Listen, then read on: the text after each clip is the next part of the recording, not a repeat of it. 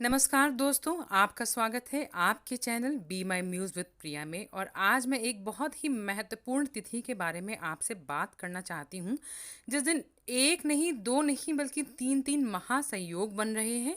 मैं सबके बारे में आपको संक्षिप्त में जानकारी दूंगी। तो सबसे पहले हम बात कर लेते हैं 11 जुलाई। देखिए, हिंदू धर्म में शुभ मुहूर्त का विशेष महत्व होता है। मान्यता है कि शुभ मुहूर्त में किए जाने वाला कोई भी कार्य अवश्य ही सफल होता है। 11 जुलाई रविवार को रवि पुष्यकार संयोग बन रहा है। खास बात यह है कि इस दिन सर्वार्थ सिद्धि योग भी है। ज्योतिष में सभी 27 नक्षत्रों में पुष्य नक्षत्र को बहुत ही शुभ माना गया है। रवि पुष्य योग के सभी तरह के शुभ कार्य और खरीदारी को महामुहूर्त माना गया है। हालांकि इस दिन आप कोई भी नया कार्य और खरीदारी कर सकते हैं, पर शादी का मुहूर्त इसमें शुभ नहीं माना जाता है ब्रह्मा जी की श्राप की वजह से। बट आप कोई भी नया कार्य और खरीदारी करेंगे तो घर में सुख समृद्धि का वास होगा।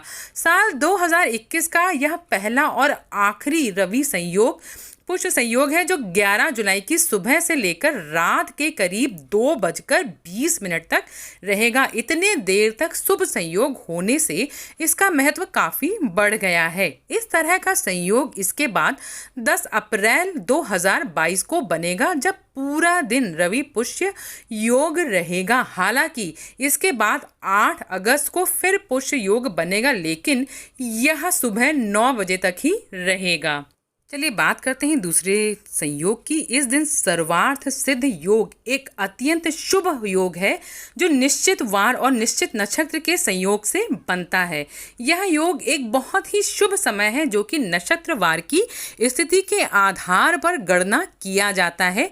यह योग सभी इच्छाओं तथा मनोकामनाओं को पूर्ण करने वाला है। चलिए अब हम बात कर लेते हैं अपने गुप्त नवरात्र की, जो तीसरा महासंयोग इस दिन बन रहा है।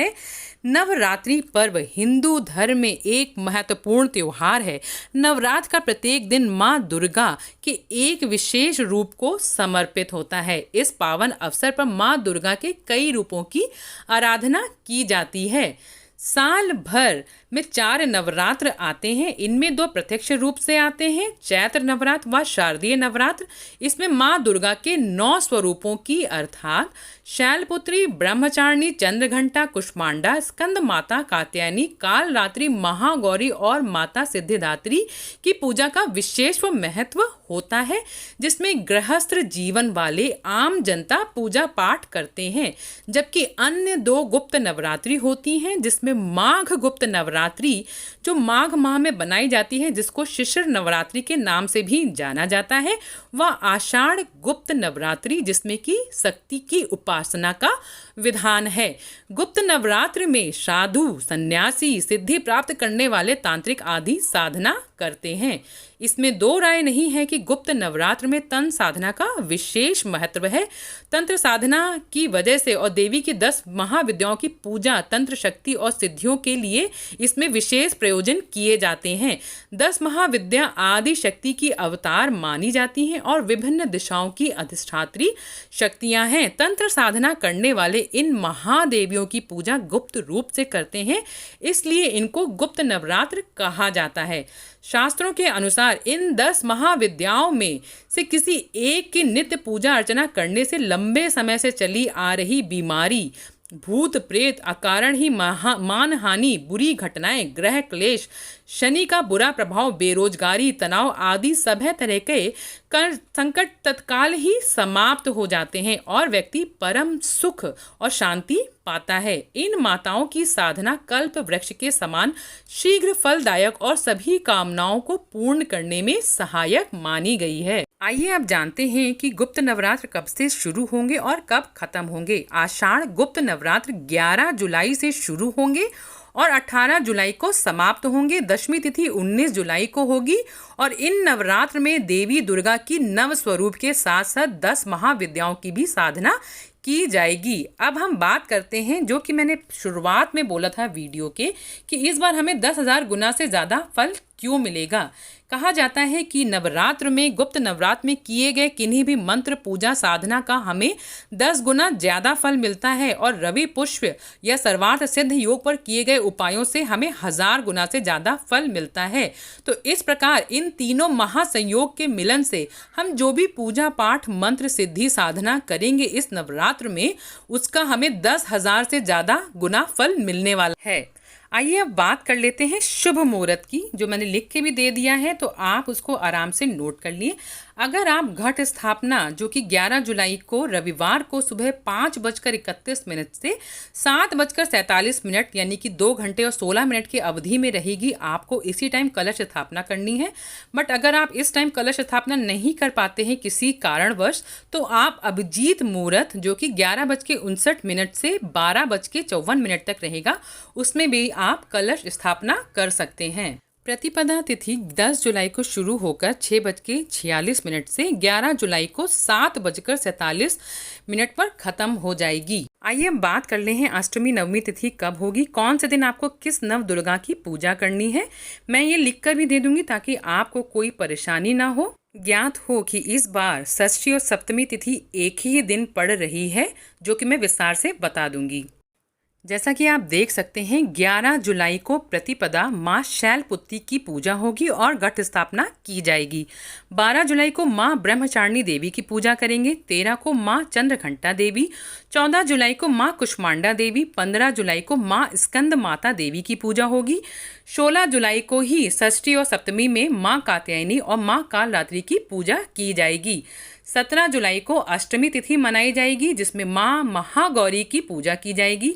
अगर आपके यहाँ अष्टमी पूजते हैं तो आपको कन्या इसी दिन खिलानी है, नहीं तो 18 जुलाई को नवमी पूजन, जिसमें माँ सिद्धिदात्री की पूजा की जाएगी। व्रत पारण भी इसी दिन किया जाएगा। आपके यहाँ जैसे भी अष्टमी और नवमी जो आपके यहाँ प्रचलित है, आप उस हिसाब से करके कन्या खिलाएं। घट स्थापना जो आपने की है उसको प्रवाह कर दें और व्रत का पारण कर लें। जैसा आपके यहाँ मनाया जाता है आप ठीक उसी प्रकार से कर लें। आइए अब जानते हैं कि गुप्त नवरात्र में आपको क्या क्या सावधानी बरतनी चाहिए। देखिए, गुप्त नवरात्रों में किसी भी अन्य नवरात्र या व्रत की तरह ही हमें मांस, मदिरा, लहसुन, प्याज का सेवन बिल्कुल भी नहीं करना है। और इसमें जो भी हम पूजा विधि करेंगे या कोई भी साधना या सिद्धि हम ले रहे हैं, वो किसी से डिस्कस नहीं करना है। यानी कि हम कोई पूजा भी कर रहे हैं, मंत्र सिद्धि या कोई भी साधना, हमें किसी को नहीं बताना है कि हम गुप्त नवरात्र में व्रत रह रहे हैं या पूजा रह रहे हैं। अगर आप किसी के साथ रहते हैं या परिवार में रहते हैं तो उनको खुद ही ज्ञात हो जाएगा, बट आपको अपने मुख से किसी को नहीं बताना है कि आप गुप्त नवरात्रि में पूजा पाठ या कुछ भी ऐसा कर रहे हैं। इसीलिए इसको गुप्त नवरात्र कहा जाता है। तो जितना ज़्यादा हो सके अपनी पूजा पाठ, सिद्धि, मंत्र आदि सबको गुप्त रखें। माँ दुर्गा स्वयं एक नारी हैं, इसलिए नारी का सदैव सम्मान करना चाहिए। जो नारी का सम्मान करते हैं, माँ दुर्गा उन पर अपनी कृपा बरसाती हैं। नवरात्रि के दिनों में घर में क्लेश, द्वेष या अपमान किसी का नहीं करना चाहिए। कहते हैं ऐसा करने से घर में कभी बरकत नहीं होती है। अतः शांति और प्रेम का माहौल घर में बना के रखें। नवरात्रि में स्वच्छता का विशेष ध्यान रखना चाहिए। सूर्योदय के समय ही नहा धोकर साफ वस्त्र धारण कर लें। घर की सफाई और मंदिर की सफाई का भी स्पेशली ध्यान रखें। नवरात्रि के दौरान काले रंग के वस्त्र नहीं पहनने चाहिए और ना ही चमड़े की किसी चीज़ का यूज़ करना चाहिए। मान्यता है कि नवरात्रि के दौरान बाल, दाढ़ी और नाखून भी नहीं काटने चाहिए। नवरात्रि के दौरान बिस्तर पर भी नहीं सोना चाहिए, बल्कि ज़मीन पर ही सोना चाहिए। अगर आप व्रत रह रहे हैं या साधना कर रहे हैं तो जहाँ पर आपने चौकी बिठाई है या जो आपका पूजा स्थल है, आपको वहीं पर ही सोना है। घर पर आए किसी भी मेहमान या किसी भी भिखारी का आपको कभी भी अपमान नहीं करना है। सबका सम्मान करें, आपस में प्रेम बना के रखें, अपने कर्मों का ध्यान रखें। जितना हो सके किसी की निंदा ना करें, ना किसी की बुराई करें, ना ही झूठ बोलें। अपने कर्मों पे विशेष ध्यान रखें। माता रानी आप पर स्पेशल कृपा करेंगी। मैं अगले कई वीडियो में आपको बताऊंगी कि कैसे नव दुर्गाओं की और 10 महाविद्याओं की सरल पूजा आपको करनी है, क्या क्या उपाय करके आप जीवन के अपने भिन्न भिन्न जो प्रॉब्लम्स आपकी चल रही हैं उनको आप दूर कर सकते हैं, कैसे आप अपनी मनोकामना पूर्ण करेंगे। वीडियो को लाइक कर लीजिए, चैनल को सब्सक्राइब कर लीजिए ताकि आगे आने वाले मेरे सारे महत्वपूर्ण वीडियो की नोटिफिकेशन आपको मिलती रहे। तब तक के लिए धन्यवाद। मैं फिर हाजिर होंगी पूजा पाठ की विधि